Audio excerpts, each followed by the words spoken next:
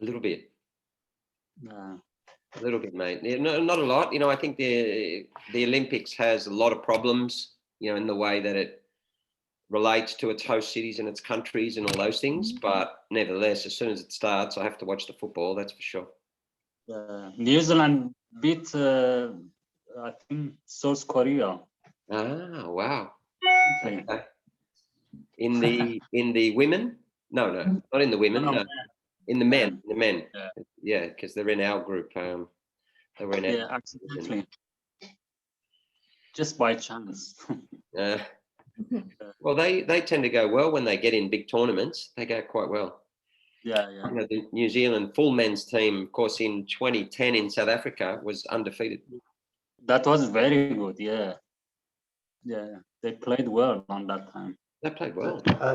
Kia ora koutou. We are just waiting for Rez Gardi, the facilitator, to come online. We've let in, some people are starting to come in now, so we are live. So welcome everyone. I'll just give Rez Gardi just a few minutes to see if she's able to get online. If she's not, then I'm happy to. Oh, she said she's here. She is here. Okay, let me just promote her to a. There she is.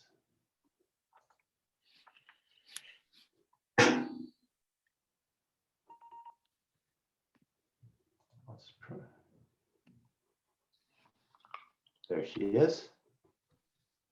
So Rez, if you just get your video going, you should be good to go. And I will disappear. Thanks, Jay. Okay. Iris. Hi, everyone. So we're good to go? Tēnā koutou katoa, tēnā au, ko Zagros te maunga, ko Tigris te awa, ko Gardi te iwi, ko tika tangata te waka, ko Rez Gardi aho, tēnā koutou, tēnā koutou, tēnā koutou katoa. Welcome to the Centre for Asia Pacific Refugee Studies webinar, Media as Partners in Improving Protection. And my name is Rez Gardi. I'm one of the co-founders for the Centre and a research fellow. It gives me great pleasure to welcome you all today. Globally, the media plays an important role as a source of information. In addition, the media also has an enormous influence in shaping public opinion and underlying sentiment. If presented properly, i.e. in a fair and balanced and truthful way, information has the potential to engender greater understanding and appreciation by those that consume it. In addition, the media also has the potential to act as an accountability mechanism by raising issues that might otherwise not make it onto the public's agenda. For example, the media can raise issues of social policy, thereby pressuring governments to improve their treatment of marginalized groups such as refugees. Of course, the opposite can also be true, with the media being manipulated by some groups to further sow feelings of mistrust, prejudice, and inflammatory misinformation. With the advent of social media, it has become much easier for individuals and marginalized groups to engage in the media and to share their message. For example, through the power of Twitter and Facebook alone, groups such as refugees are able to shine a spotlight on mistreatment, their situations, and drive their own advocacy. This has the potential to reach significant numbers of people, including the possibility of being further picked up by the mainstream media. So through this webinar, we hope to explore the role of the media and how it can be used to elicit positive change. I'm delighted to have such a wonderful group of panelists who will speak to their personal experience working with and within the media to generate change to find solutions for refugees. So on that note, I will go right to introducing our remarkable lineup of panelists. So firstly, Craig Foster, welcome. Craig is a former Socceroo. He's a broadcaster, an adjunct professor for sport and social responsibility, and he is a human rights advocate.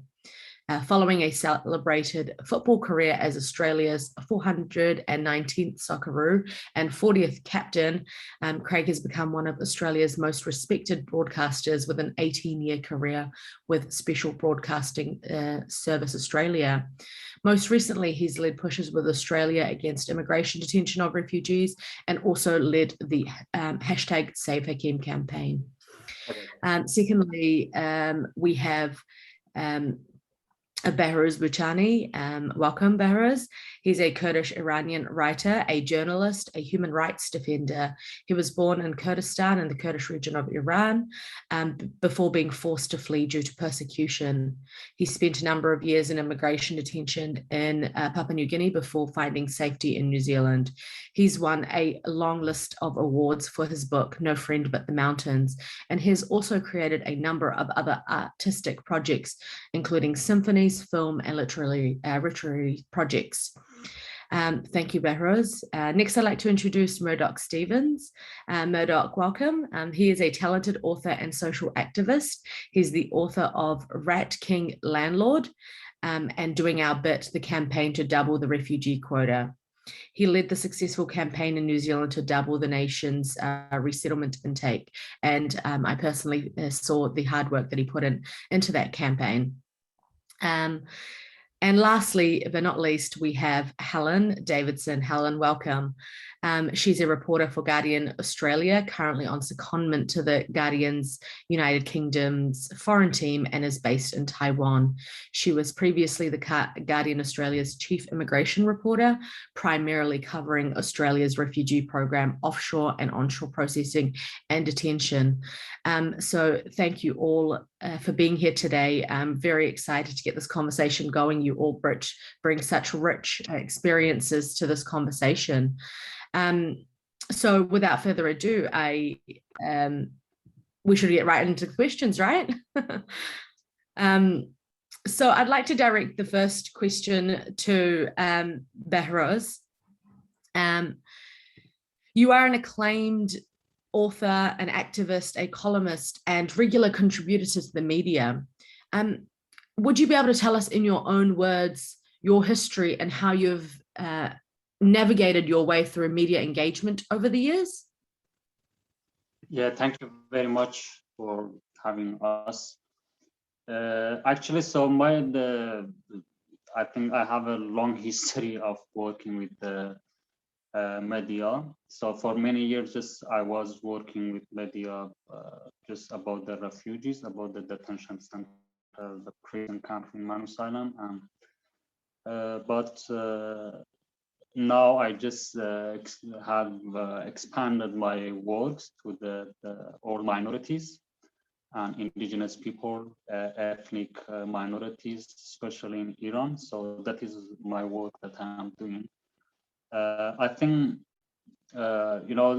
my understanding with the current journalism language, which is very problematic, is that journalism language, unfortunately, relies on official language, and that's why I say that it is not journalism; it is laziness to give the platform to the dictators. When the journalists, when the media really don't try to go on the ground to follow the news and find out what is really happening, they just rely on official sources, and they say what the government says, and they rely on that and they highlight that, and sometimes that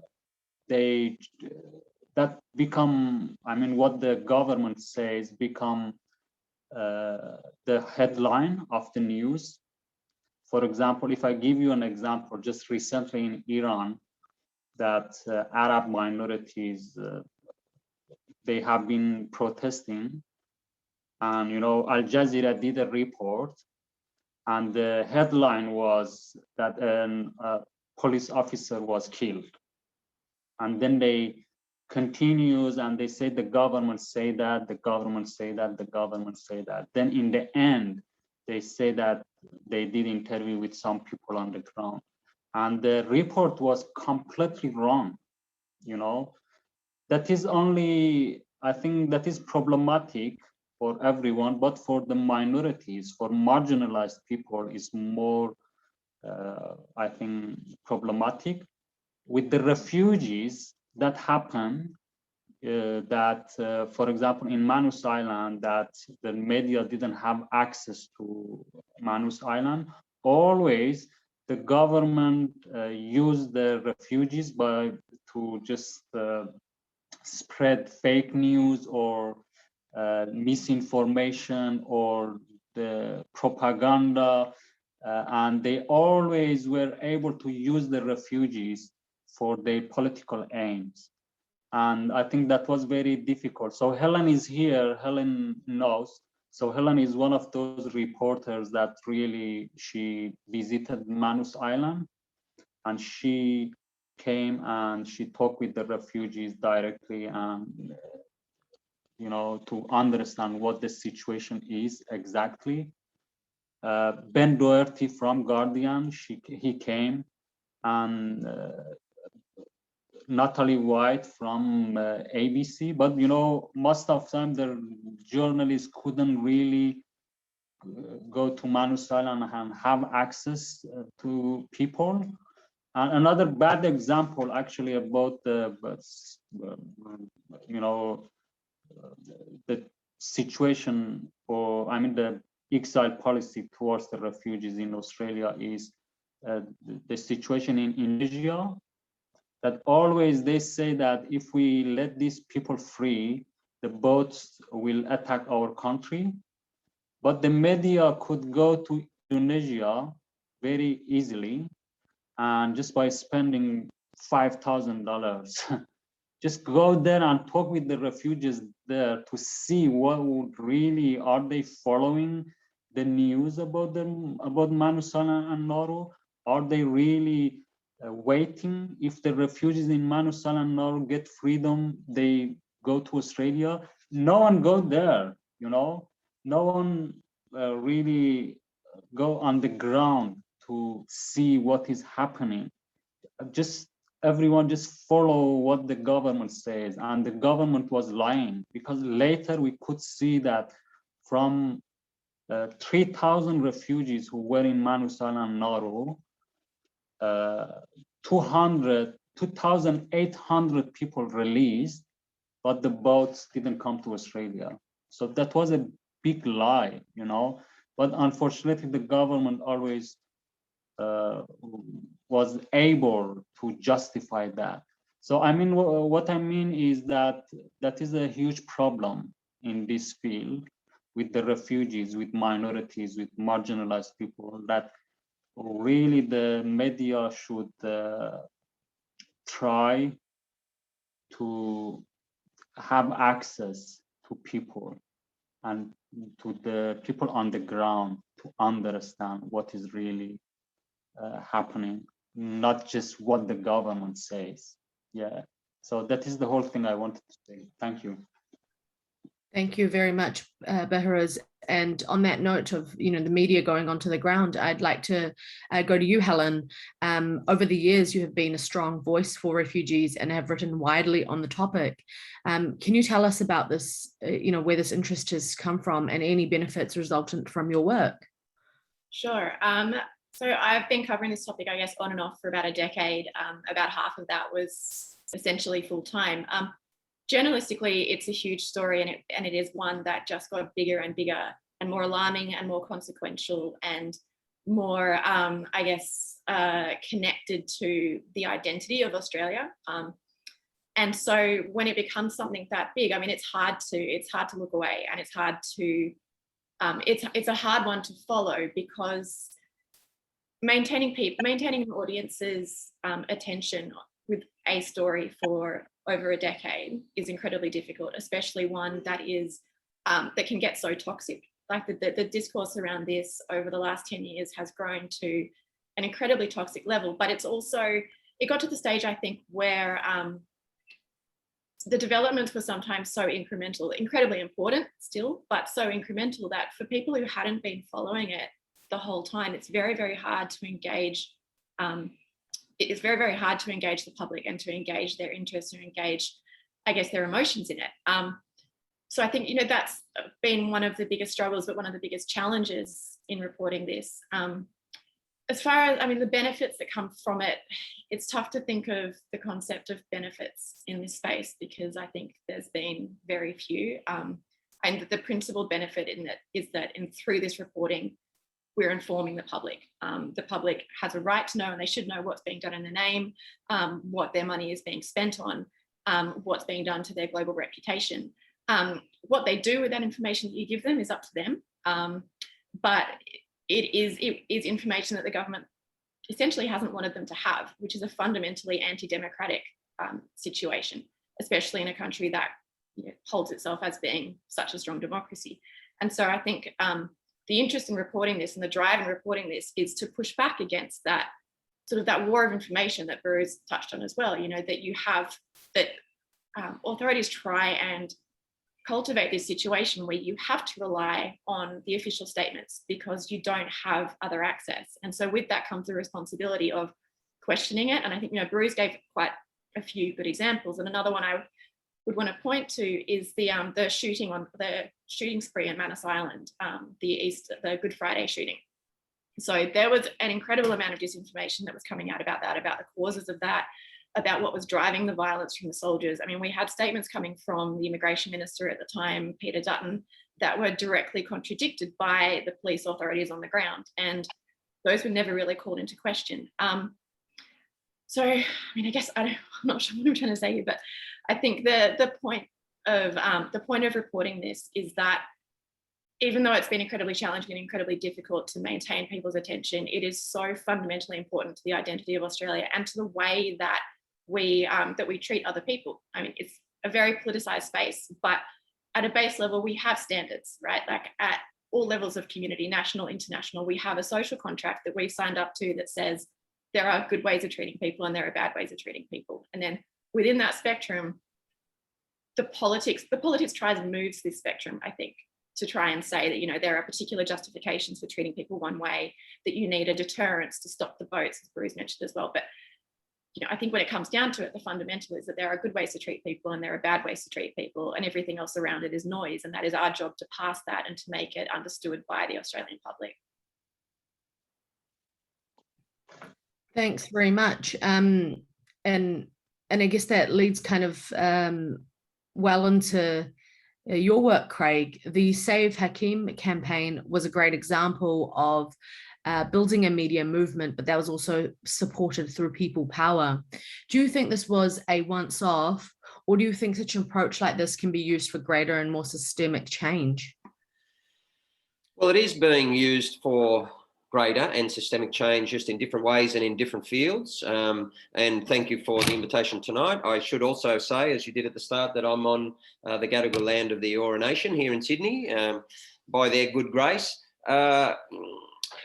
But when you talk about what are marginal issues or marginalised, dehumanised people, as the refugees have very much been in Australia, it simply makes it more difficult. So, for instance, a place like Australia in contemporary times, probably always, but is in a situation where there are varying degrees of humanity. There are varying degrees of acceptance. So when it comes to Indigenous Australia, perhaps Adam Goodes is a really great example of that. If you're a successful Indigenous First Nations Australian man and you're a brilliant athlete, but you don't challenge the boundaries of racism or the treatment of you, and particularly not your people or culture, then you can be loved and you can accept the love and you can be successful for all of your life.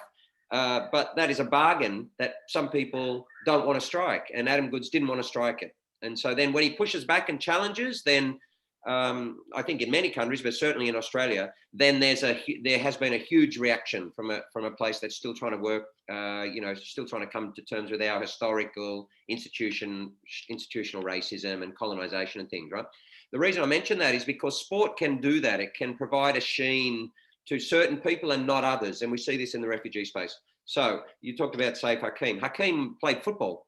He was a young sports person, okay? And therefore, I was able to very quickly mobilise the sports community, the same sports community that very largely are reluctant to mobilise in the same numbers for people who are still stuck in PNG, on Nauru, or indeed are interned 24 hours a day in Darwin, Brisbane, Adelaide, or Melbourne.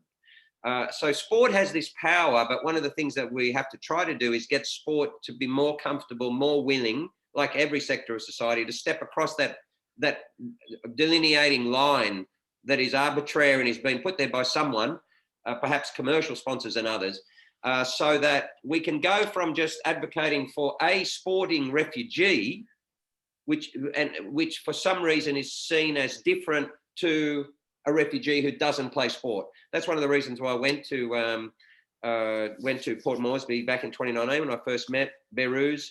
Also was to go then and talk to some of the people there, and some of whom, in fact, there was a former professional wrestler and other things, and try to make the crossover, try to bring that community over and to say, this is what you did here, now have a look over here. Just finally, another great example is the current captain of our under-23 national men's football team. Behrouz was a fantastic footballer. I played against him. Sadly, in Port Moresby, we had a game, and I would have preferred he was on my team very much. But we were talking earlier about the success of the New Zealand men's football team. The captain of our team is a former South Sudanese refugee who was for many years in a Kenyan refugee camp. Comes to Australia as a reasonably still young man, builds his football career. Now he captains the country as a refugee, former refugee. And yet people will not make the link between, when he pulls on the armband, people will stand and sing the national anthem and be proud of a refugee who is actually leading the country in sport.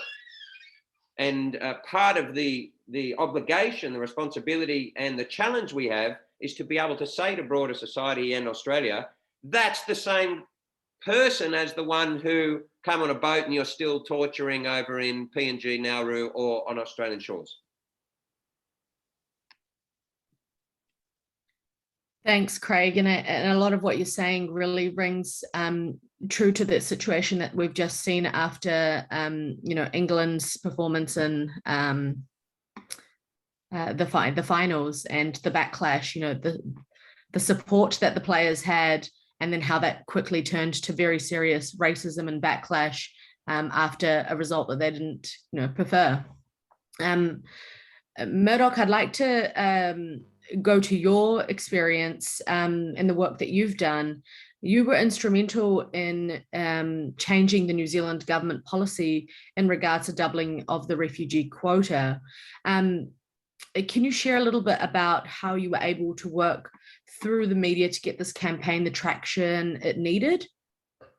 Kia ora koutou, Riz. Thank you for that.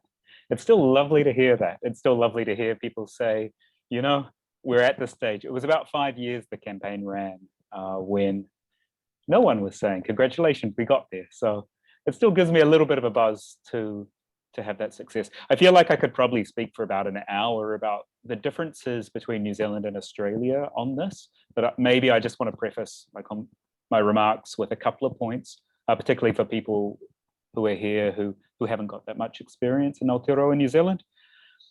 So New Zealand isn't as saturated in the way that Helen was talking about Australia being, with the discussion about offshore detention and asylum seekers and the restrictions on rights for convention refugees, even if people are accepted. So I think this term exposure is really important in the media in New Zealand. When I started the Double the Quota campaign in 2013, we had little bits here and there, but we never had a boat arrive. We'd had some legislation, but ultimately people didn't know what a refugee was. They didn't know what an asylum seeker was, didn't really know the difference between them and migrants. And I would say they still don't. So we're working in a media and a public information environment, which on the one hand, there's not a lot of knowledge. People aren't set in their ways and don't have partisan opinions linked to parties or anything like this. And the media really don't have that many points to pick up on to talk about refugee issues. So when I think of the media in the campaign, actually one more point before I get into actually answering the question, typical interviewee, right? Is New Zealand it's felt over here that we've been used as, we use Australia in some ways as a moral equivalent, and Australia uses New Zealand as an equivalent as well, saying, oh, New Zealand are the good guys. This is often said. We don't throw people in Manus or Nauru. and we accept asylum seekers with permanent residency and all that. The flip side of this, we were also seeing back at the start of the campaign, we were using Australia, not necessarily as the good people in this, but we were saying, well, you know, their quota, even though they're slightly different measures and different intakes, was about 5 times as many people per capita back in 2013. Now that's kind of evened out in the last few years. There's a piece I wrote for Overland, basically saying we're almost at the same point if the politician meets what they're currently promising. So yeah, in this sort of environment, it was quite ripe for having a campaign that made really definitive asks of the politicians. Not a campaign to make people like refugees in New Zealand, because it was a very small campaign with very little money, so we couldn't afford to really push that message in that way. But we had what we called a pressure campaign, which is a lot like what Craig was talking about with the Save Hakeem, which is there's one person who can make a decision, and we're trying to find one time where they have to say yes or no to that. And we just repeat these pressure points over and over again. Will you double the quota? There's a review in 2013, there was an election 2015, there was a review in 2016, an election 2017. At every single one of those moments, we tried to basically create a narrative where we didn't know if the politicians would say yes or no. And that's where the media came in. We gave them a conflict, and we gave them a moment where it wasn't just a question about people who were offshore, who didn't have permanent residency or citizenship. We gave them some stakes. The other thing in terms of working with the media was, maybe it's not popular, but empathizing with the position they're in, or maybe at least understanding. There's been incredible cutbacks, at least in this country, to the funding, to the advertising models around media. And we need to understand the pressures going on in the newsrooms, to understand how we can influence journalists and make them get a good story easily without having to do too much work, giving them a narrative that's really simple. One of the ways we did this was just to constantly write opinion editorials. So instead of asking a journalist to do all the work, we would lay it out before their editorial board, and they would publish that. And over time, that became the hallmark for what was basically the defining issue once we got to the refugee crisis for New Zealand's response. We got to a position where we had all these opinion pieces, where journalists, because journalists have to find out things as well, and they're not going to go to the government's documents and look up things. Most of them won't. They'll just Google whatever their own website has said in the last, I assume, right? What their own websites have written about this in the past, who's written what. So creating this information system where they're already framing the issue in terms of what we wanted. I'll probably talk a little bit more later about, not about social media, but about the digitization of media.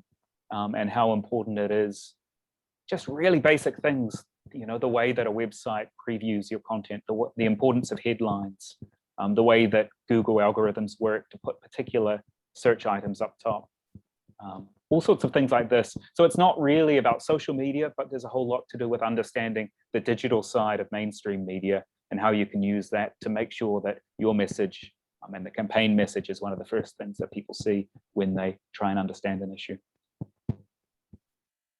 Thanks, Murdoch, and it would be great to hear comments on that topic a little bit later on.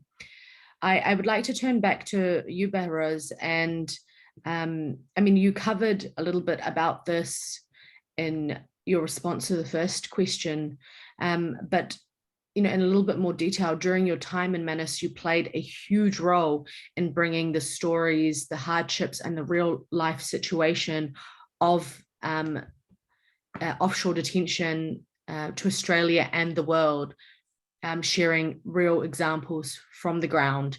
Can you talk about this citizen journalism and how you think it supported the cause or otherwise?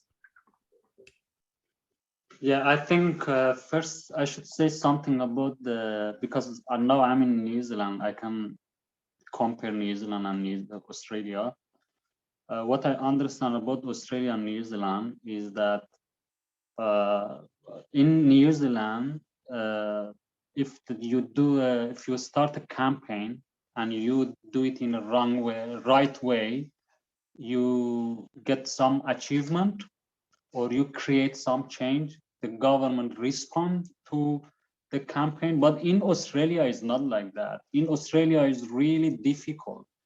We have had many campaigns, but most of the campaigns were not successful. And I think what Craig did was really great.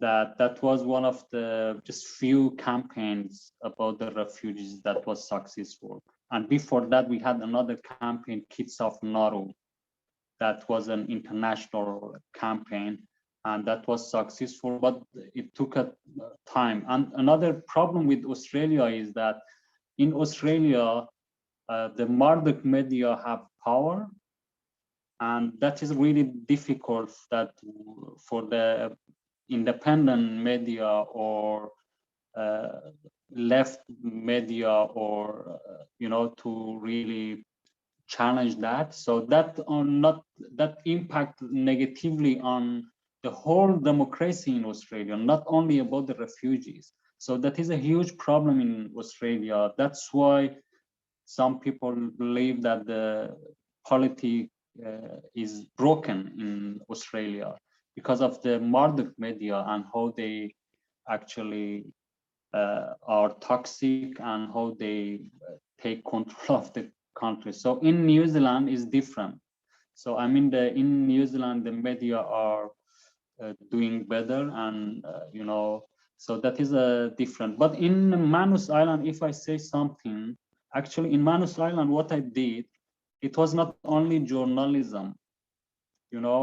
The good thing that I did, sometimes with some other works, like artistic works, or more relying on artistic language rather than journalism language, I was able to create a space that the media talk about it, the media write about it. For example, with the movie Choka Crystal last time that I made with my colleague Arash Kamali Sarvastani. So that movie actually,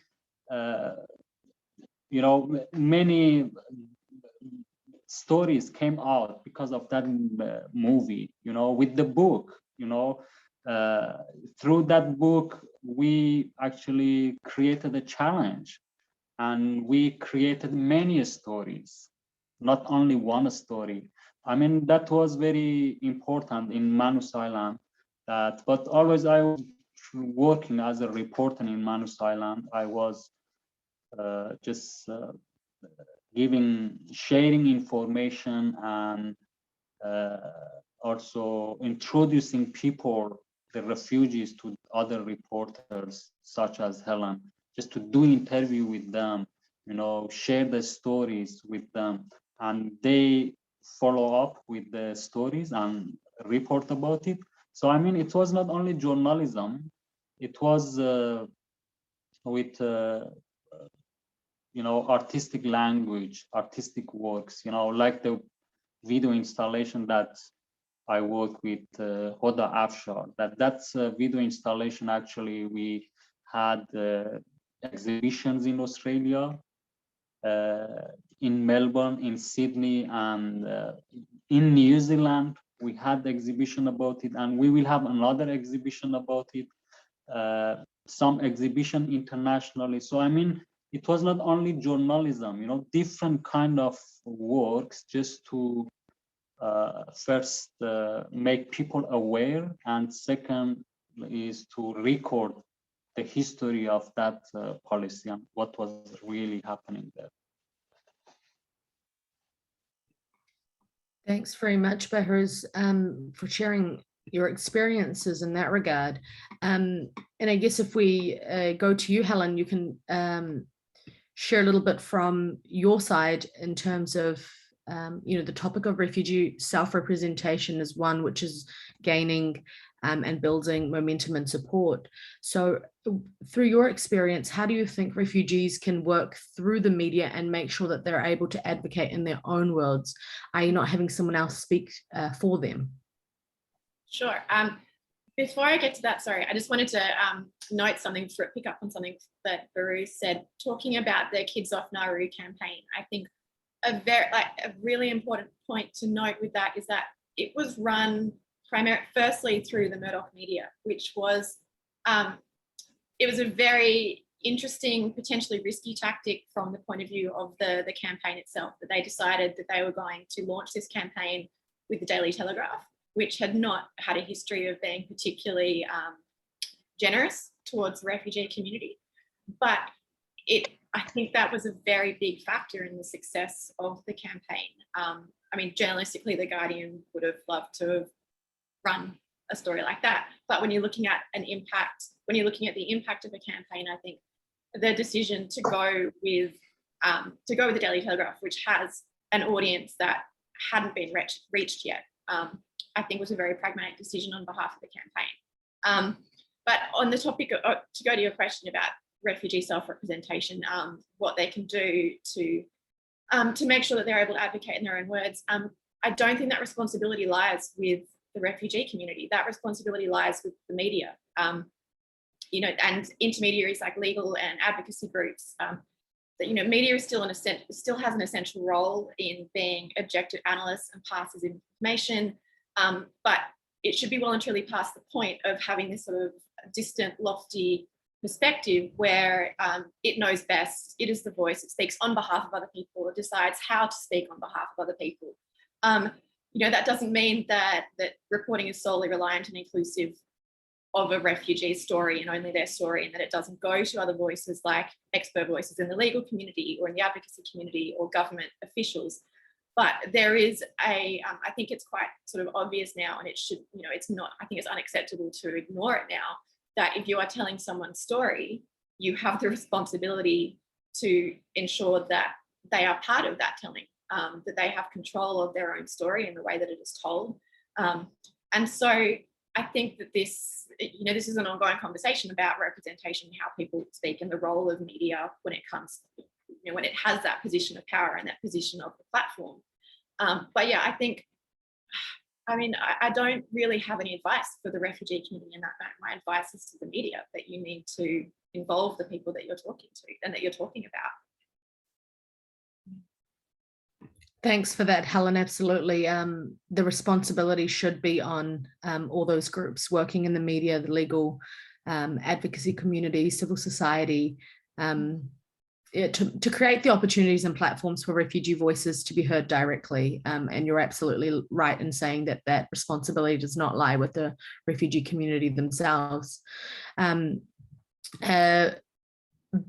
I'd like to turn to you. Working with the media can have pitfalls and obviously must be navigated quite carefully. Are you able to talk about some of the challenges that you've experienced and how you were able to navigate them in your context? Yeah, for sure. Thanks, Riz. I think the first challenge we had was, like, I was just some guy leading this campaign without a large multinational NGO but backing me. So the first question is just, how do you get in the media? If you have got a campaign you're running, there are certain checks that, at least in New Zealand, the media do, whether they want to feature you in a story. People will often go to those folks who have been used before, who are known quantities, who have an official title behind them. So as Behrouz was saying before, what I did to start with was an art exhibition. It was a very long story, but it's basically some photos that I found in a detention center in Yazd province in Iran of detained Afghan people, and used that as a way to start talking about whether New Zealand was doing its bit for refugees. So that first challenge was overcome by trying to create some newsworthiness that wasn't necessarily about the campaign, because it didn't have a background. I guess there's sort of the temptation to go into war stories here. Sometimes you learn the most when things go wrong. So maybe I'll tell some of those. I kind of like them as well, because they show like some of the shortcomings that we had. So the first one was during, I think everyone here was probably thinking about the refugee situation in 2015 in the European summer. I responded to an opinion piece that I saw in the New Zealand Herald that was kind of full of half-truths and just assumptions about refugee movements from Turkey through to Europe. And I responded with 3 reasons And it was a little snarky about why the writer of this was so misinformed. And it was a bit of a snarky title that I used. And it just so happened that the person who had written that was the editorial overseer at the New Zealand Herald at the time. And he published it because journalists, they're usually pretty reasonable. He published it, but really struggled to get traction after that with that newspaper. And then I noticed 2 years later in my irregular Google searches of the issue that he had brought it up again 2 years later, that one time that I had spoken back to him. So it made me think, okay, well, it's really important negotiating this space just to know who the key people are in these organizations. And, you know, my response didn't really do much at all, but damaging that relationship probably set us back a little bit. And the second one was a bit of a different story, same newspaper. A guy who's pretty well respected as a journalist came to me asking for background information and to be quoted for a story. And I spent probably an hour on the phone with him talking about the difference, and Australia's got the same issue, this difference between our resettlement numbers, so people we go offshore and welcome in, and then the sort of hosting numbers, or the number of people who are in the country. So we have countries like, say, Turkey or Colombia or Lebanon with really large numbers that they host of refugees, but they don't give formal protection to. New Zealand and Australia and a few other countries have quite large per capita resettlement numbers, but we really don't have that other strain of people there. So I explained to this guy for about an hour about these differences in statistics, and he ran with the government line anyway, which was an interesting lesson to me. One lesson was, don't waste your time with this person again, because he wasn't listening, or he didn't care to listen, he just went for the conflict story. And the other one was, you know, go back to that first approach. Use the opinion pieces, frame the story yourself and put it out there. One final one is maybe, maybe it gets a bit theoretical, but this is hosted by a university. So I sort of think if you have the chance to frame and ground a campaign in the democratic will of the public you're a part of, that's a really useful and helpful thing to do. So we were lucky enough in New Zealand to be able to build around a couple of just real key points that the quota hadn't increased in 27 years. We're able to build public interest in a few polls saying that 46% of New Zealanders wanted to increase the quota. So if you can point to what I call sort of a democratic logic to why it should increase, that the people of this place want it, rather than necessarily relying on the human rights or legal arguments. Like, I think most of the people listening to this will have some degree of faith or connection to the idea that asylum is a human right. And that's going to work with people who already agree with us, but it's not necessarily a strong logic outside the court system or outside of a sort of liberal populace. So one of that ways, yeah, we had these moments on Talkback Radio where people would just sneer. Like, I listened to them again and again, and they would sneer. They would say the name human rights and doing our share with this disdain. And it just taught me that there are some people out there that the concept of human rights, they just see it as a sort of an excuse. And all they will really believe in is the numbers of the people who are already in a place. Yeah, so that sort of framing and trying to just understand how the opposition focuses helped get that media to at least, I don't know, just to improve the framing basically from the get-go. Yeah, and we do know that framing is really important in the way refugees are portrayed, and there are obviously various different approaches. And you know, Behrouz and I have had this conversation on another occasion about the way refugees are portrayed. You know, what points about their life are highlighted, what features are highlighted, what is the refugee narrative, and so Craig, I think that based on this, you know, topic of framing and the portrayal, as someone who's worked in the media for nearly two decades, can you reflect upon how the media often portrays issues to do with refugees? How do we go beyond just documenting human misery and sad stories to actually pushing for a shift in public perception and government policy? Well, it's a great question, and it's a question that many sectors of society are asking. For instance, in Black Lives Matter in US recently, it's the same question. It just pertains to African American civil rights and the history and residue of slavery, for example, and how do they reframe society? How do they reframe their contribution? So they're having very similar discussions. So listening to Behrouz, Helen and Murdoch, there's a lot of similar themes between them. There's no question that the two countries are in extremely different spaces when it comes to refugees. That's obvious to everyone, right? And but some of the similarities are having the ability, and if I'm talking particularly about trying to change a narrative here, having an understanding of where a country sits, what are the predominant narratives that are perpetuated, what can be the pushback on those, whether they can be reframed or whether they have to be challenged, and the choices around those. This concept of echo chambers is a very important one that Helen raised. That is, we have to, if you want to change something, you have to talk to the general population who are not either could be vociferously in disagreement with you, but the larger part of that who can be swayed.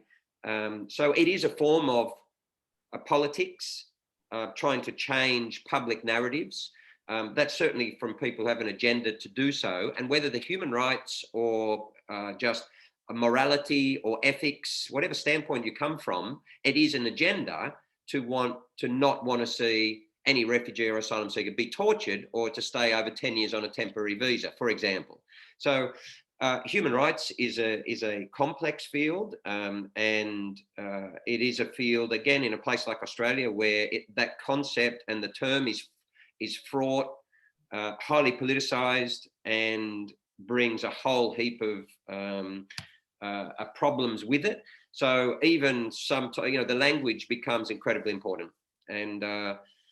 And Behrouz has talked about this very cleverly. When I first met him in PNG, one of the things that first struck me was his talk constantly about language, the system, he would call it, the system, constantly, this is how the system works. And I came to quickly understand that because of his background, his intellect, his professional training, and his lived experience, he had a very unique perspective on how a government is able to use language to completely frame an issue and the people behind that issue.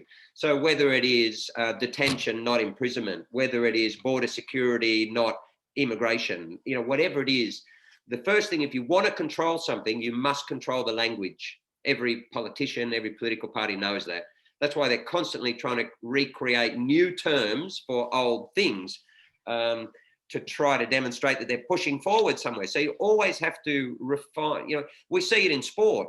If you want to be, the greatest swimming coach going to the Olympics and doing something unbelievable, you're probably doing largely the same thing, but you need to have your own language around it. And then you can write a book about it, and then you can do so. People want to, I'm simplifying this, but people want to claim areas. Language is the way they claim it. And therefore, you have to push back on language firstly. And that goes to the initial point I thought was a very good one of Behrouz. How, in a place like Australia, which is so complex when it comes to our media landscape, the first thing that journalists have to do is never blindly accept the language coming out of the government. Not only not to just accept the facts coming out of the government, of course, that's just basic journalism to check behind, but don't be co-opted by the language.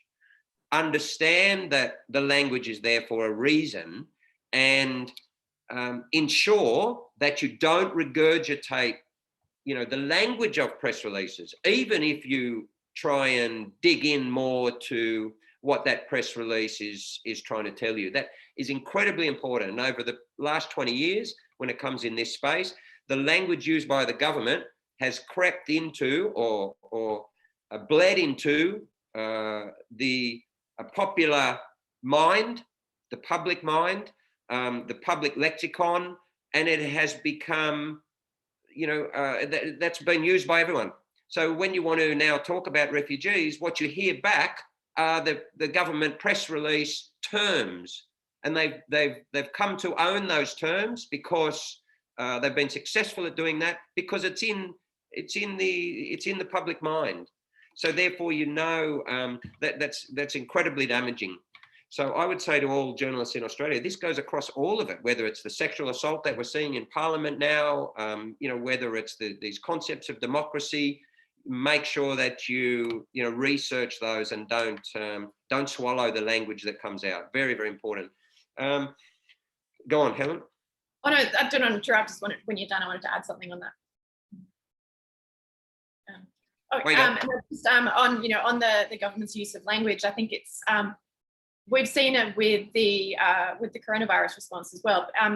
When you talk about the process of militarization, but it's the militarization essentially in language and presentation rather than the actual operation of it. I mean, and the way that language is, that type of military language is used. So we had Operation Sovereign Borders that turned into on water matters, which couldn't be spoken of because within this sort of drama that they've created, within this sense that they've created that it is a military operation that is run by the military. So of course we can't talk about it. And how dare you keep coming every week and asking us questions about these things that are happening. And so I think it's important to note that when government and authority figures do try and take control of the language like this, it's not only to change the minds of people, and it's not only sort of from a PR point of view, but it's also to create a cover and an excuse to deny information to people and to deny, and we've seen that with the vaccination rollout, that now there is a military person in charge of what is essentially a civilian health program. To question the success of that is being reframed as criticism of a fine, upstanding general. And I'm sure he's fantastic, but the public still deserves to have information about what's going on. And it was exactly the same with Operation Sovereign Borders as well. Yeah, totally. And then, this concept itself has, and I use the word bled again because it's terribly damaging. It's actually bled, as you say, into all aspects of Australian life, and particularly from federal government down. So, and finally, concentration of media is a huge issue in Australia. When you have the predominance, I think over 70% basically of the public mind being talked to, or you might say being controlled in a way that quantum of mind space and readership by News Limited or anyone else, but particularly at the moment News Limited, which has had significant negative impact on climate action. We saw that on the bushfires last year here in Australia with disinformation, misinformation on climate action over a very long period of time, and now highly problematic on sections of their network regarding vaccines and misinformation in regard to that. It's incredibly toxic. It's damaging. You see sections of the population now starting to break away from the others. Polemic everywhere, and this politicization.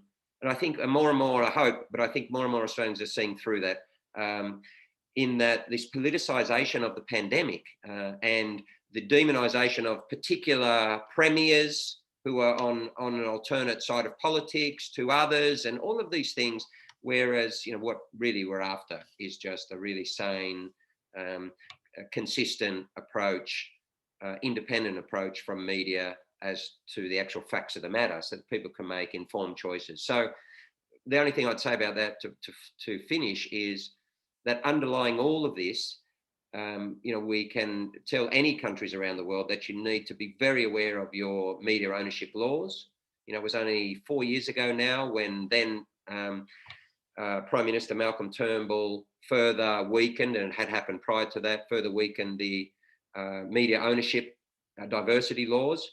Those laws until that time restricted networks, what they call it, the three rules. So they couldn't own television, print and radio. in the same markets so that they have the whole, mind. And second to that, they couldn't have over 75% of certain television networks around the country. That meant their regional affiliates still had to have independence. Those two were taken down, and what we've seen is that when crisis occurs, and I would certainly 100% say that refugee treatment within Australia is a crisis, because it's a crisis of conscience of Australia. It's a crisis of our national psyche. It's a crisis of our international position and reputation and standing. It's a humanitarian crisis, of course, but it's a crisis of Australia's standing and willingness to do this. That's been very largely propagated by this, preponderance of media that have come to it from an ideological standpoint. It's very dangerous. Thank you, both of you, Craig and Helen, for your remarks. Behrouz, I'd like to turn back to you in relation to refugees self-advocating through social media. We've seen many refugees, prominent refugees who have been using their platforms on social media, including Aziz Mahmoud, Moz, Farhad Bandish, and others. Do you have any reflections on how the media can be mobilized to further push refugee advocates' incredibly important plights? Yeah, I think first I should add something to what Helen and Craig say, is that if I share with you an example, I think the biggest example is I can tell my story that when you become a refugee, in 24 hours, you lose your identity. So you just, your identity reduced to just a concept, which is refugee. And in Australia, actually, that became worse because they imprisoned the refugees, they jailed them, and the system actually, which the Australian detention system, is designed to take your identity. It's designed to dehumanize you, dehumanize the detainees. And when that happens, actually, it's really difficult to get your identity back. So you should fight and struggle to get your identity back. And I think the worst part of it is that that internalize that, that dehumanization, which created by the system.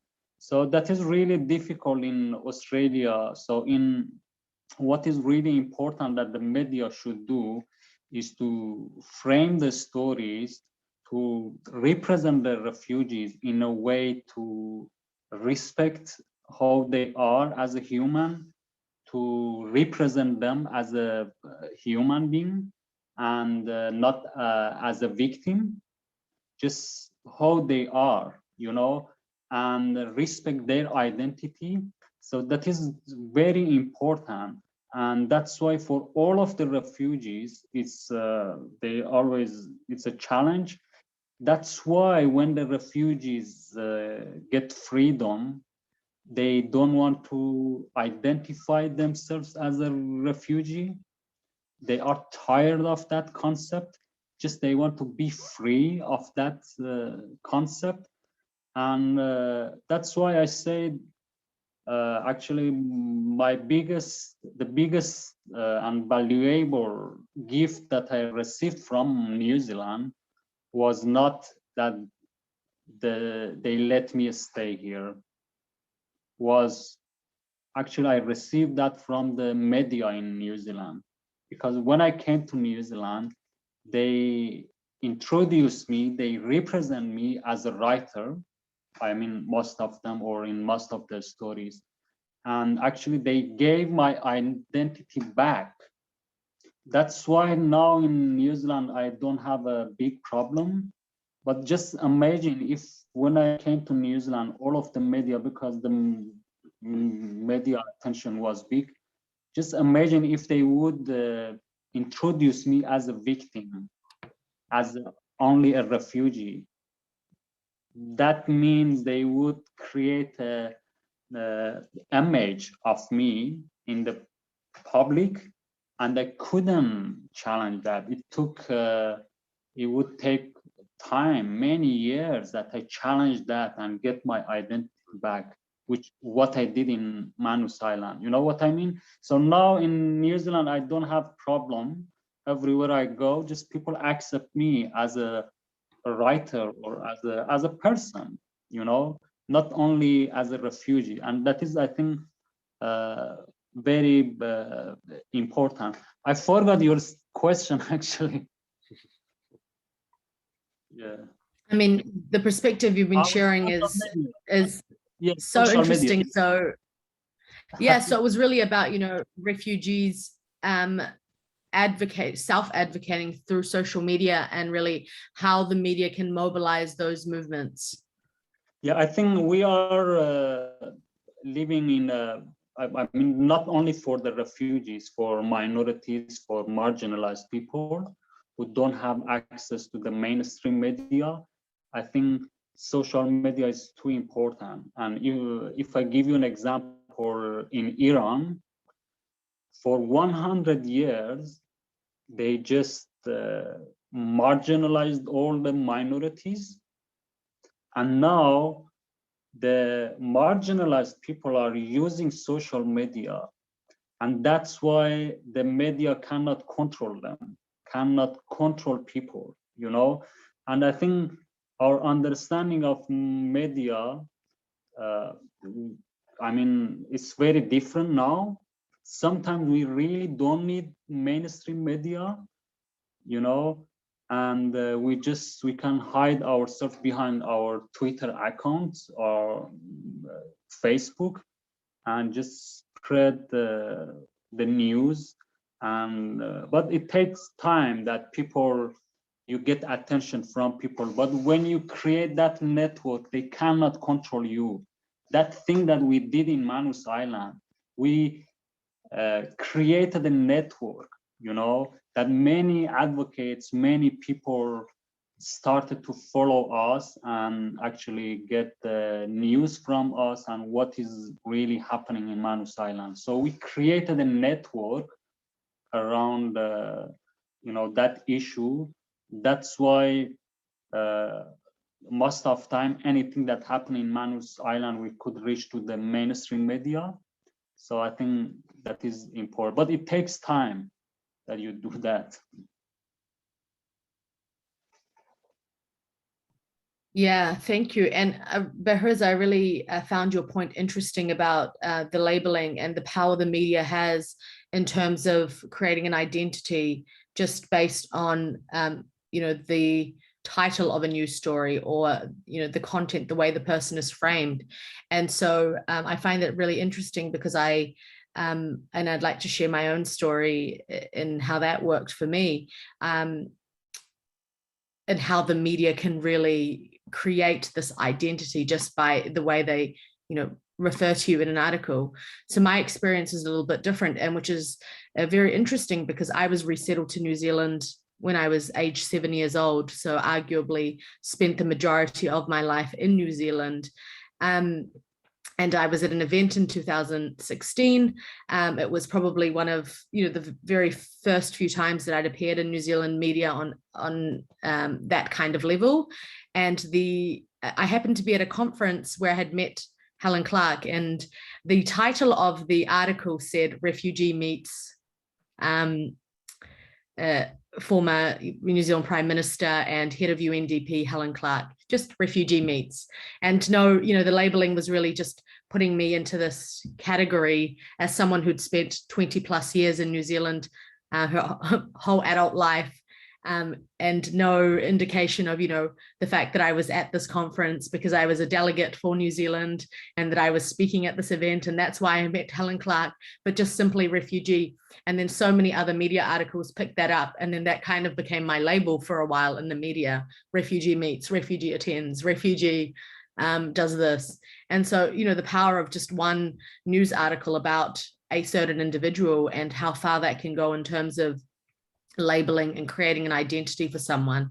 And, I think on the one hand, perhaps individuals in the media don't know the power that that labeling can have, or actually they have the responsibility to really think about that very deeply before they put something out there because of the consequences. So yeah, the labeling, incredibly important. I mean, Helen, Craig, Behrouz, you've all talked about the framing and the narrative around refugees and the impact that can have. Murdoch, so I'd like to perhaps just go to you is there sometimes a risk that media allies, whilst great, mean that we end up sharing messages only with like-minded people and, preaching to the converted, so to speak? Do you have any ideas of how the media can be used in an innovative way to further expand the audience receiving our messages? And I guess tied to this whole framing issue as well, how the media can be, used in an innovative way to reach people beyond our, our sphere that we're in, and the people that are like-minded that surround our networks.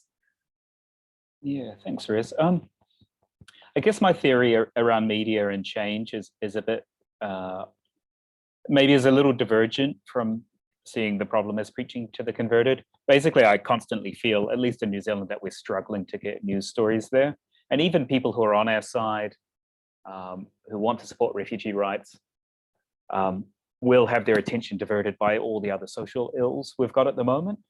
So I don't think there's ever been a time where I've felt that we didn't need to do more on the particular issues that I was pushing.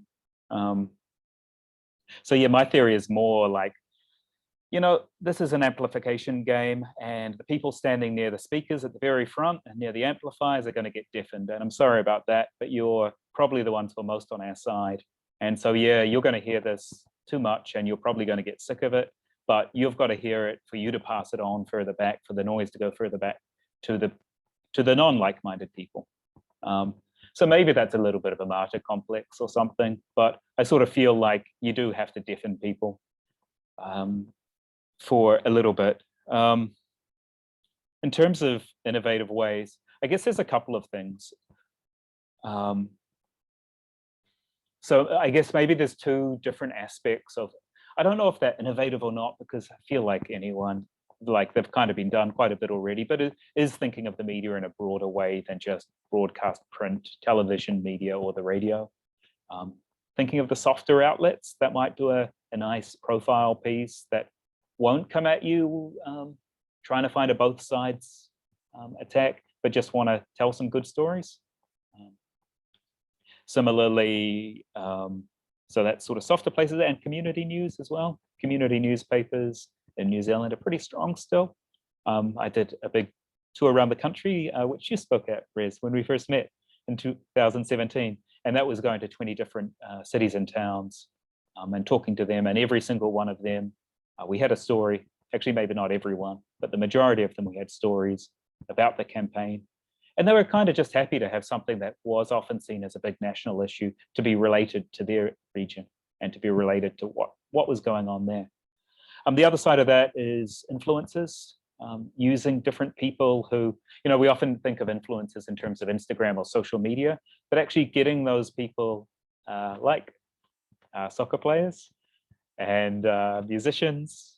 In New Zealand, I think musicians and comedians were the best ones who became friends of the campaigns, put on gigs, and you've got a whole new, basically you're just constantly trying to churn out some new angle for the media to think, oh, this is news, this counts as news. Another one was challenging in that sense of identity. It was around Goris Garaman when she was trying to become a Green Party MP and the first refugee background MP in New Zealand. And quite early on, Goris and I had known each other, and it felt like there was a little bit of symbiosis in the campaigns at that point where we could push her story that she was, and she had to, she had work to do to deal with this identity that had been put on her, like was put on you, Rez, the first refugee background MP.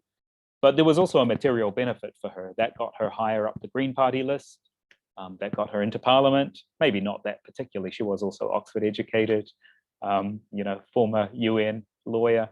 But there is this sort of symbiosis from these influencer type people. And one other innovative thing, which, I mean, sometimes I think innovation, it doesn't even, like maybe in Australia, you need it where it's so saturated and everyone's so exposed to the issues. But sometimes we just need to do it better, the normal media work. One of the fun ways, given we're sort of entertaining here a little bit as well, that we did it in the Double the Quota campaign. Every week, there is an outline of where ministers in the government are going to be speaking, and that's usually just given to people in the inner sanctum of Parliament, but we had a person who would share that with us. And so we made a bit of a game out of getting the Prime Minister and the Immigration Minister to say they wouldn't increase the quota. And we played this with journalists, got journalists on side, and we celebrated every time they said no, they wouldn't increase it. Because our motto was, they only have to say yes once. So the more times, whether it's a press conference every Monday afternoon at 4 o'clock, every time one of the journalists would ask, oh, given this new situation, will you double the quota? And they would say, no, we would celebrate, with the idea that eventually someone would say yes. I think John Key said no 12 times. And we got Jacinda Ardern on the first shot. So maybe that's innovative, but maybe it's actually just doing some of this research into the media, into those opportunities, and really taking that seriously, that communication, that public relations side of it. Thanks, Murdoch. Very interesting experiences from your campaign for sure, and connecting with, I think, people from all across New Zealand who maybe had never engaged on this issue. So that was, I think, an important strategy as well, going directly to people in their communities and to discuss with them face to face about this challenge and getting, their perceptions. I think that was crucial in the campaign from an outside perspective. Although I spoke at some of the events, I wasn't behind the strategy. So I think that was really successful. I would like to, on that same, idea of innovation and strategies and what we can do to better engage, go to you, Helen, and get your perspective as a journalist. What ideas do you have for how refugee communities, NGOs, and academia can better work with and through the media for this messaging? Yeah, I think it's an interesting discussion because when we're talking about the preaching to the converted and the echo chambers, and we've discussed this a lot in this discussion, media and these campaigns and media and refugee groups, and they don't always align. Even if you are talking to a media organisation or a journalist who shares the same politics or sympathies, there are areas where there are competing priorities. And for media and journalists, a key priority is their audience. And so and getting information for that audience. And so when you're talking about things like, Behrouz talking about the problem of victimizing people and taking away their identity and making turning their identity entirely into their circumstance, it's a very, very difficult path to tread, because when you're looking at this space, often the victimization of a person is the story. And so it takes a lot of, I think, sensitivity and experience and intelligence to try and navigate that path to ensure that, that if you are doing this story because a person's circumstances and the victimization of a person or the persecution of a person, it may be a story, it may be the story on its own because it is so horrific. It may be part of a broader policy. And so it is an example of something that goes to a story about needing a greater policy change. And so that then brings the responsibility around the framing and the nuances of someone's story. And as I was talking about earlier, making sure that you're not telling someone's story without their consent and their cooperation to navigate these dual aims of informing your public, pushing for policy change, while maintaining your duty of care over your story subjects. But it is a really big problem in that it then feeds into this process of defining people by their circumstances. And so, it's great to hear stories like Behrouz, where at the end of it, you can get your identity back. You can shake that label that's been put on you when you don't want it after so long as well. So I think that's, it's a very tricky thing for journalists to navigate. As far as what refugees and academics and NGOs can do, I mean, for refugees, again, I would just say, like, it's your story.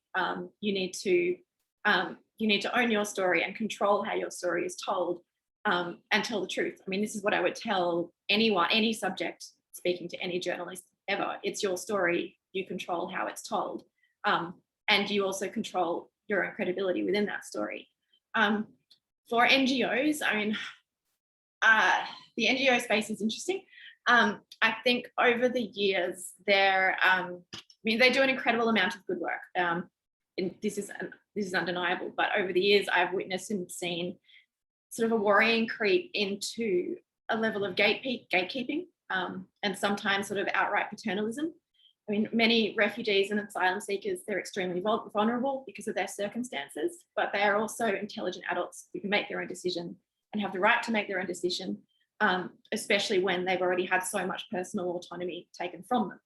And so if someone wants to tell their story, and they are fully informed about the potential consequences of telling that story, I find it worrying when there have been past examples of very well-intentioned and well-meaning advocates or other sort of intermediaries trying to step in and stop that happening for reasons that they think might benefit their client or the person that they're advocating on. But it's taking away that extra level of, that last bit of autonomy that some people have.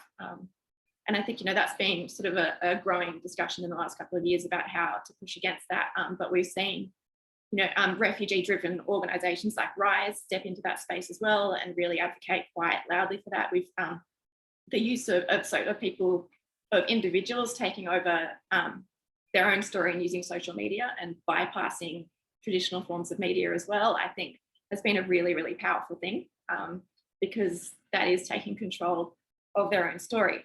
So I think these are the main things. It's about whose story it is and the responsibility that you have if you are involved in making that story public, whether that's as an intermediary or as a journalist. I mean, it's a huge responsibility, but it's one with very serious consequences.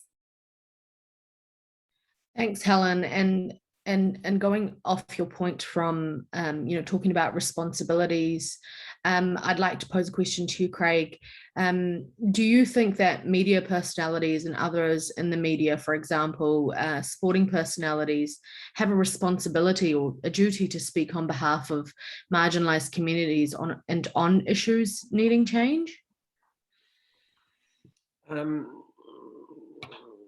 Well, I certainly think that anyone who has privilege and power in society, through whatever prism that comes, has a responsibility to broader society. And if we have some form of responsibility to others, then the most marginalised, the most powerless, the most voiceless are the ones that we must therefore have a responsibility to help in some way. Should we, of course, in doing that, we have to lift them up and provide them with a voice. And in trying to advocate in this area in the last few years in particular, that's been the approach that I've taken, is try to allow people who are in the situation, whatever it is, in this context, refugees, to tell their story to the rest of Australia. And I will then give my view on what's occurring in policy or more broadly, but they're telling their own stories. I'm not telling Australia who they are, who they're supposed to be. I'm saying I'm going to give you my platform and you can now tell them who you are. So yes, it's really important. Media and journalists, that's much more difficult, because now you're talking about, you see people, we talk, you've got people who are working for News Limited or for various other major media channels who have at various times spoken out, and they're no longer there. They've been removed. So I think we all, and I hope that climate action and particularly this pandemic has made more of us consider the core principles, if you like, or the ethical stances beyond which we are unprepared to go, and that more of us are prepared to bring those to our daily work.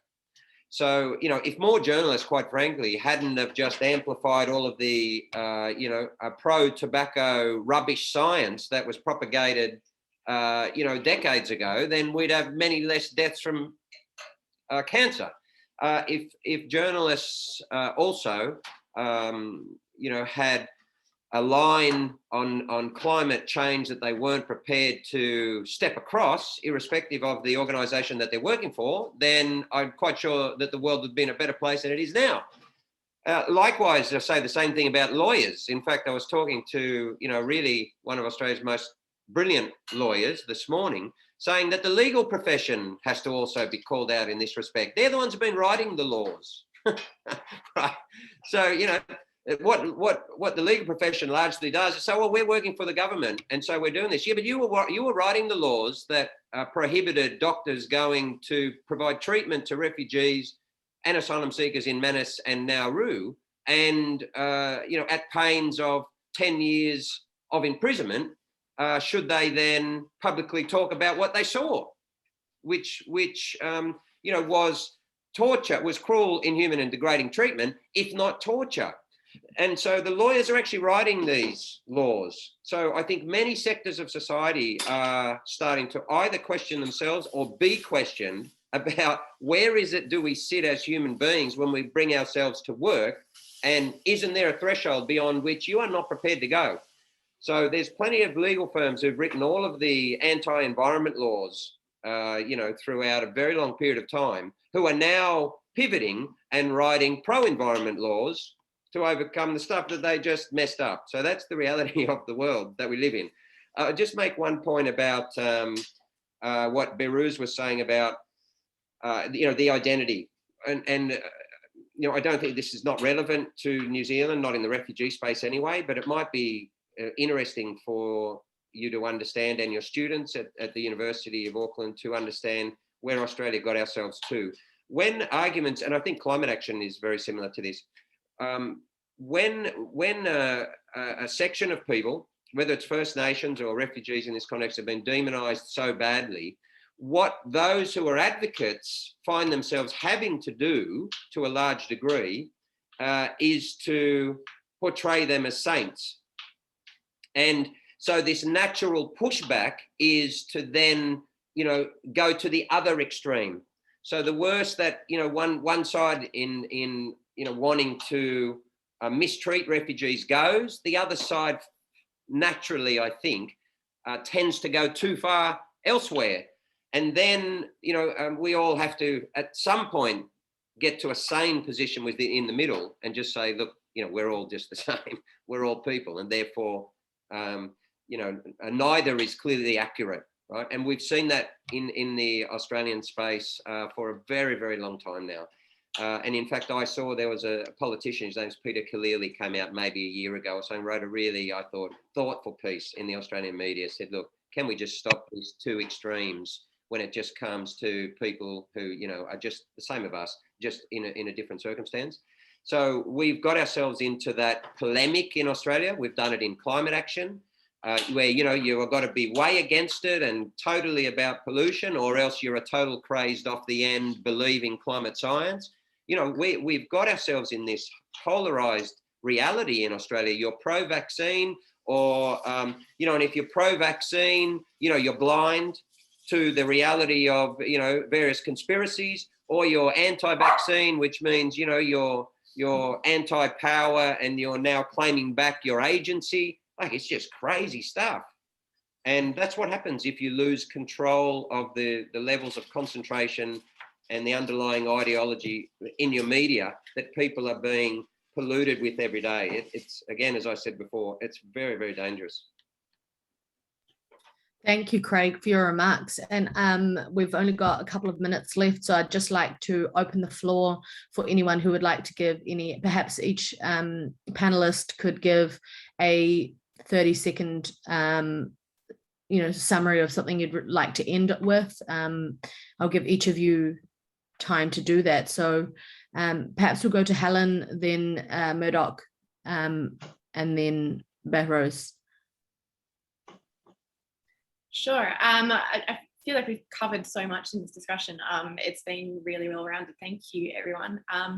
It's been really thought-provoking. I think I would like to add something to what Craig was just talking about the two extremes. And especially when we're talking, you know, in the context of the refugee space and the refugee reporting in Australia, the demonization of people, of people as individuals was something that just reached horrendous extremes.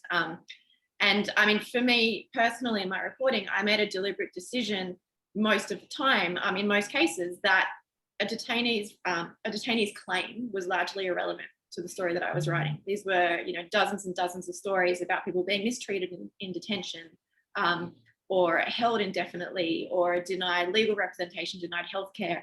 And to me, like, that's the story. The story is the mistreatment of people while they are waiting to have their claim assessed. So, but quite often we would write a story about someone being mistreated, and then you know, the counterattack to that story would be to dig up the publicly available legal files on that individual, and start saying, well, look, clearly they have no claim to be, clearly they have no refugee claim. They should be sent back.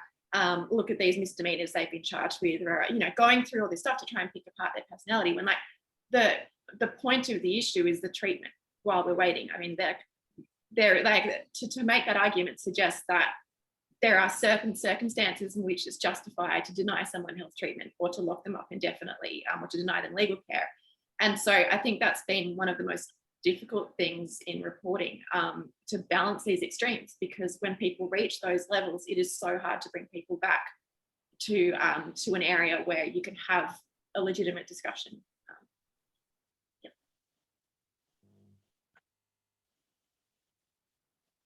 If I had 30 seconds to summarize, I would just suggest that people think of the way and reflect on the way we've thought about media and journalism through Hollywood films, particularly the concept of the expose, the idea that the media, if we can just get the media to tell the story, everything will be exposed and then the edifice will crumble.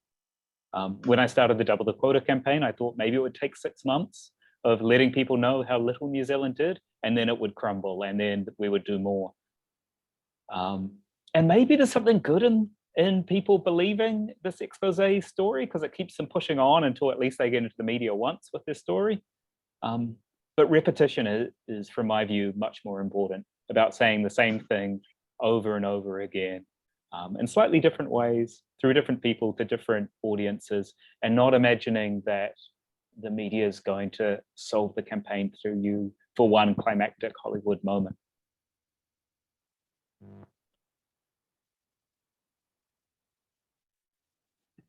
Thanks, Murdoch. Yeah, go ahead. Yeah, just I wanted to add something to what Helen mentioned about shaking the image towards the refugees. I think that is really difficult, because we are victim, or we are impacted under the images that already created about the refugees for many decades. So in Manus Island, I could be anything, but definitely I was not a victim. You know, my works, anything that I did, my character, anything. I could be anything. I could be a bad person. I could be a good person, anything, but definitely I was not a victim. And when I arrived in New Zealand, one day I was walking in the street. Someone approached me and said that, oh, Behrouz, I read all of your works. I watched your movie. I read your book. She read everything about me, my works, which I didn't represent myself as a victim and others in my works, you know? And she said, so when she said all of that, then she wanted to donate something to me. And then I was thinking about this, that how is difficult that this person, she read all of my works, you know, but still she think that I need money, while I was quite a rich man on that time. You know, I mean, that is really difficult. I don't say it is impossible, but it is really difficult to challenge and shake that image towards the refugees, because the refugees have been dehumanized, not for a year or 2 years, for many years. So that is really difficult. Yeah, absolutely. And you're very right, Behrouz. It's not a new phenomenon. We've been grappling with this issue for years and years about, the image and narrative and the identity of refugees. And it is not something that can be solved overnight, and definitely not individually. It definitely is something that takes an all of society approach, and for everyone to do their part in dismantling these negative stereotypes and this dehumanization that occurs of refugees. Sorry, Craig, I didn't give you 30 seconds, so I'll give you 30 seconds now if you'd like to take it. I will just say something really quickly. What I was going to say is I refuse to speak after Behrouz Boochani ever, to take the last bit, but there was just one point that I forgot to make. I was just reading something earlier today, actually, about one of our politicians here from One Nation. Her name's Pauline Hanson.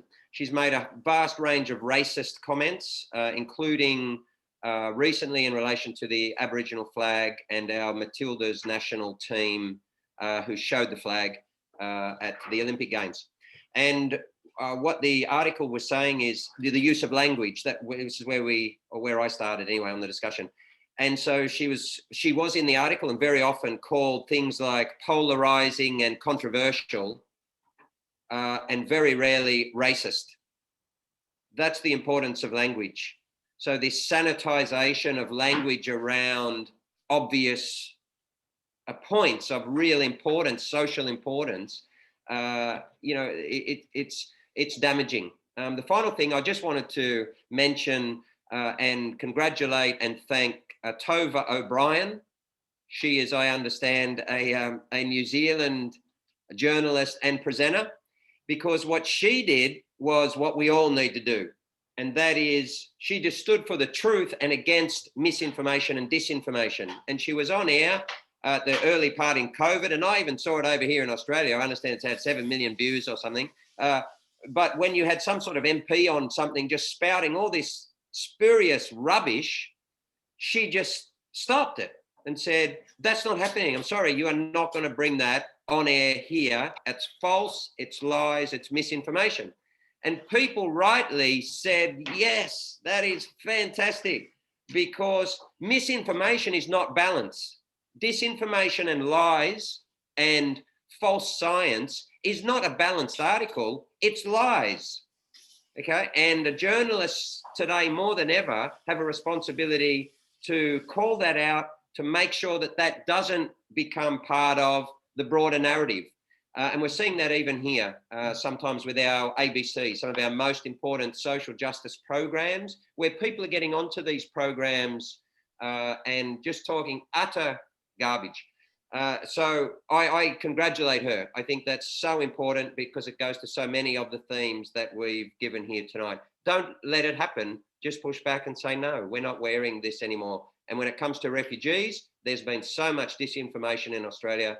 Many more people could have pushed back on it, including me, a lot earlier, and we wouldn't be where we are. Thanks for that, Craig. And thank you to each of our panelists. It's been such a rich discussion with such important perspectives and personal experiences working in and with the media. It's given a lot of us food for thought, and I can see from the comments lots of remarks about how much it will drive them to think about the media in their own context. I'm sorry if we didn't get to your questions in the audience. There's a lot of discussion happening, and unfortunately we don't have enough time. I would have loved to speak to each of you for another few hours, and I think we could have easily covered even more topics. But I'd like to just thank you for your time, for your input and for the rich discussion. And thank you to our audience who've stayed on despite us going well over time. Tēnā koutou, tēnā koutou, tēnā koutou. And I hope you all have a wonderful evening, day, wherever you are. Thank you. See you, everyone. Nice to chat. Thanks. Thank you. Lovely to see you.